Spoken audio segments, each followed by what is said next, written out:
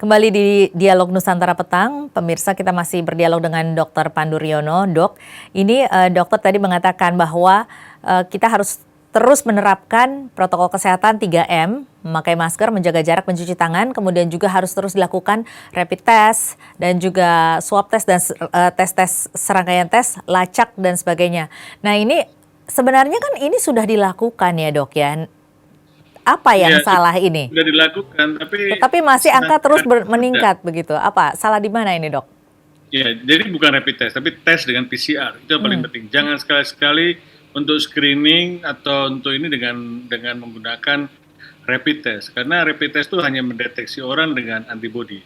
Jadi Untuk harus langsung surveillance, sekalian aja tes PCR gitu, Dok ya? iya, dengan PCR, karena kita perlu mendeteksi orang dengan virus. Dan orang dengan virus kan artinya dia menularkan, dan kita bisa isolasi. Ya kan, kalau dengan Hmm. antibody belum tentu bawa virus, ya kan. Nah ini yang menurut saya ada kesalahpahaman di sini strategi ya. Dan kemudian juga testingnya masih sangat rendah sekali. Yang bagus tuh di wilayah Indonesia cuma Jakarta, tapi wilayah lainnya kemampuan testingnya sangat terbatas. Nah ini yang perlu diprioritaskan.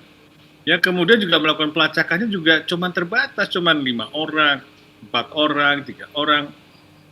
Seharusnya kalau ada orang yang sudah terkonfirmasi ditanya, ketemu siapa aja, di mana, kapan, kemarin Hmm. kemana, terus ditanya, terus sampai sehingga orang-orang itu bisa diidentifikasi, di testing lagi. Jadi Hmm. testingnya itu bukan testing massal, tapi testing terhadap semua kontak-kontaknya karena kita ingin mendeteksi orang itu dan kemudian kita isolasi dalam rumah isolasi supaya dia tidak menularkan pada keluarganya, tidak menularkan pada orang lain. Dan itu yang dilakukan di seluruh dunia itu. Hmm. Kemampuan itu yang bisa berhasil menurunkan kasus. Dan Tapi, Indonesia ya. tidak sama sekali dalam atau bukan tidak sama sekali, belum optimal, masih terlalu Hmm. rendah. Jadi usaha yang sudah dilakukan masih sia-sia untuk berlomba dengan kecepatan penularan virus. Virus itu sangat cepat sekali menularkan. Kalau kita mau menghambat virus, ya testingnya harus diperbanyak. Kalau perlu sehari itu bisa 100.000 testing. Jadi ini Kalau salahnya di mana, Dok? Jumlah tesnya yang kurang atau kemudian juga tes ini kan harus dilakukan secara berkala. Ini seharusnya berapa lama sekali sih, Dok? Untuk enggak, satu orang misalnya harus bukan berapa kali? bukan itu. Jadi di masyarakat itu namanya surveillance, Nah. ya kan?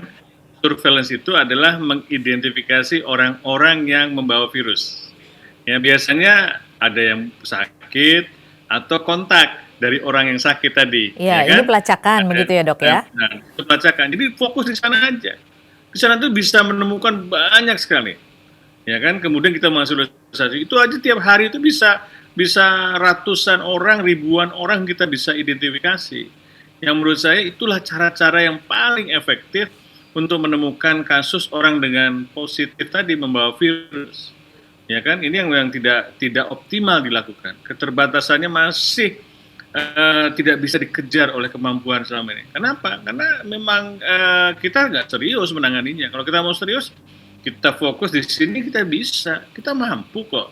Ya, oke. Tapi kita Kalau nggak begitu bekerja terus. rekomendasi dokter seperti apa sih mekanismenya? Apakah pertama harus dilakukan pelacakan Ya, secara luas begitu ya? Kemudian apalagi begitu, Dok? Seperti apa ya, mekanismenya? namanya kita sebut sebagai TLI. Ya kan, Hmm. saya mudahkan gitu.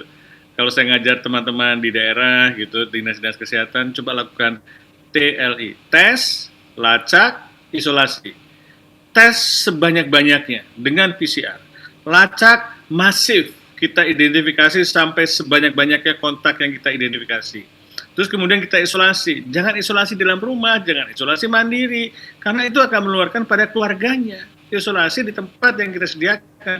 Kayak Wisma Atlet itu ruang isolasi, itu bukan rumah sakit darurat, ya, atau yang ringan saja. Yang berat baru masuk rumah sakit, sekaligus diisolasi, sekaligus dirawat. Nah ini yang menurut saya itu yang harus dilakukan oleh Untuk tes pemerintah. sendiri harus dilakukan secara berulang atau hanya sekali saja, Dok? Yang pertama yang penting kita ukur hanya sekali. Tapi kan nanti kalau kita isolasi sebelum kita kenyatakan 2 minggu lagi, nanti kita tes lagi. Apakah virusnya sudah nggak ada dia, sehingga kita bisa dia kembali ke dalam aktivitas normal. Cukup 2 kali sebenarnya. Hmm. Itu harus Ya, dilakukan, yang harus dilakukan oleh pemerintah saat ini secara sistematis tuh untuk menangani ini seperti apa saran dari dokter dari bidang kesehatan sendiri? ya tadi memperkuat surveillance aktif Hmm, itu yang harus dilakukan. oke. Dan Indonesia tidak punya pilihan lain kalau ingin menekan kasus, karena tidak mungkin Indonesia masuk ke fase PSBB lagi, Mhm, karena PSBB dianggap mematikan ekonomi, dan iya. sekarang semua digerakkan hanya untuk memulihkan ekonomi, sehingga kegiatan penanganan pandemi agak tersiok-siok atau sedikit terabaikan. Mhm. Itu yang harus dilakukan oleh pemerintah. Kalau dari kita Ya, sendiri, Dok, ini harus tes PCR ini secara berkala kah atau seperti apa untuk mengetahui diri kita ini sebenarnya nggak menderita perlu. COVID atau OTG Seseorang atau nggak seperti perlu apa? tahu apakah dia punya PCR atau tidak. Itu yang punya gejala aja dulu pertama kali, ya kan? Hmm. Kalau dia dicurigai ada kemungkinan membawa virus, itu saja yang dites oleh surveillance ini. Ya, jadi bukan aktivitas individual. Jadi aktivitas dinas kesehatan yang harus menemukan orang-orang yang membawa virus. Hmm. Jadi ini Indonesia ini kan sudah melampaui Tiongkok bahkan begitu ya dok ya. Ini masih dengan tes yang terbatas dan tidak dilakukan secara menyeluruh Nah, begitu. Nah, apakah jika dilakukan tes kalau kita secara menyeluruh testing atau lebih seperti yang banyak, dokter bilang ini akan lebih tinggi lagi? oh iya, Hmm. mungkin kita kalau testingnya sama banyaknya itu sudah melampaui sebulan yang lalu mungkin. Hmm. Tapi kan kita kemenangan akhirnya kan bisa dicapai juga gitu loh. Akhirnya kita bisa mengalahkan Cina, bayangkan gitu kan. Tapi mengalahkan dalam arti yang jelek, bahwa Iya. kita akhirnya eh, banyak kasus di Indonesia yang tadinya dulu dianggap tidak mungkin gitu. Ya, dulu saya membuat model pemodelan estimasi, diketawain, estimasi kamu itu salah gitu. Memang salah mungkin. Saya berharap salah kok. Saya nggak Hmm. mau Indonesia ini bisa kayak negara-negara lain gitu yang banyak sekali kasusnya. Iya, Tapi berarti saat ini belum sampai kepada puncaknya dong ya. Kalau di negara-negara lain kan sudah oh ya sudah. melewati dan bahkan sekarang sudah mewaspadai untuk memasuki gelombang kedua. Bahkan kita belum untuk mencapai puncak yang pandemi yang pertama, gelombang pertama ya dok.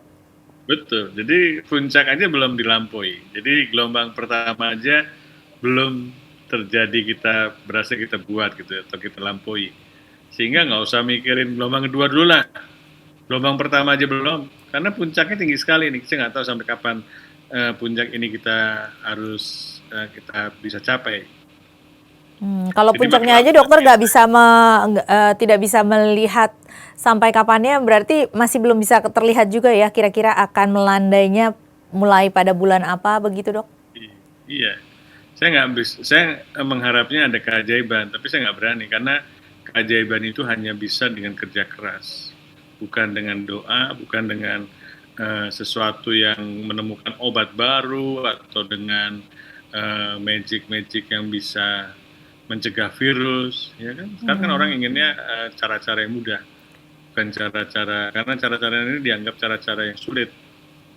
Seperti kalung yang dikeluarkan oleh kementerian itu kemarin, itu Iya. bagaimana dokter melihat hal tersebut? Ya itu, jadi kita tuh semua mengharapkan keajaiban, seakan-akan gitu kan, dalam keadaan emergensi sekarang ini, semua usaha menjadi sah dan harus diakui, selama itu terkait atau diklaim bisa menangani corona gitu kan. Jadi banyak sekali nih, kalau bisa dikumpulkan yang saran ini yang menurut saya jauh dari ide ilmiah gitu kan. Ini kan jadi kita seperti mengharapkan keajaiban gitu kan. Kalau sudah melakukan penelitiannya tapi tidak sesuai dengan standar, oh ini sudah melakukan penelitian gitu kan. Hmm.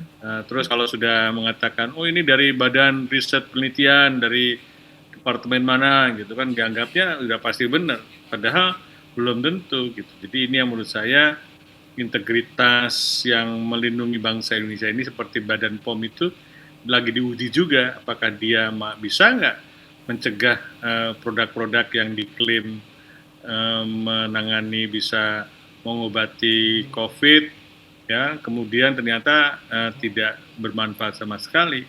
Dan ini yang termasuk pembohongan terhadap publik, yang menurut saya yang harus dicegah Iya. terjadi. Di masyarakat itu kan kasihan, sudah mengalami pandemi, masih dibohong-bohongin, dan ini menurut saya kita harus melindungi masyarakat. Iya, terakhir Dok, bagaimana Anda melihat pembubaran gugus tugas percepatan penanganan COVID-19 ini dialihkan menjadi Satgas penanganan COVID-19 di bawah Menko Perekonomian? Ya, nggak dibubarkan, cuman ganti nama. Iya, jadi Cuman beralih ganti nama begitu ya, jadi Satgas penanganan COVID-19. Kalau ganti-ganti nama, ganti-ganti istilah, malah kan juga apalagi sekarang lebih banyak porsinya untuk ekonomi. Jadi seakan-akan kalau kita bisa berhasil mengatasi ekonomi gitu kan, seakan-akan pandemi ini selesai. Padahal kita bisa mengatasi pandemi, baru ekonomi bisa pulih. Selama pandemi tidak diatasi, selama itulah ekonomi tidak akan bisa pulih. Baik, baik Dok. Terima kasih banyak Dokter Pandu atas penjelasannya dan telah bergabung bersama kami di Nusantara Petang.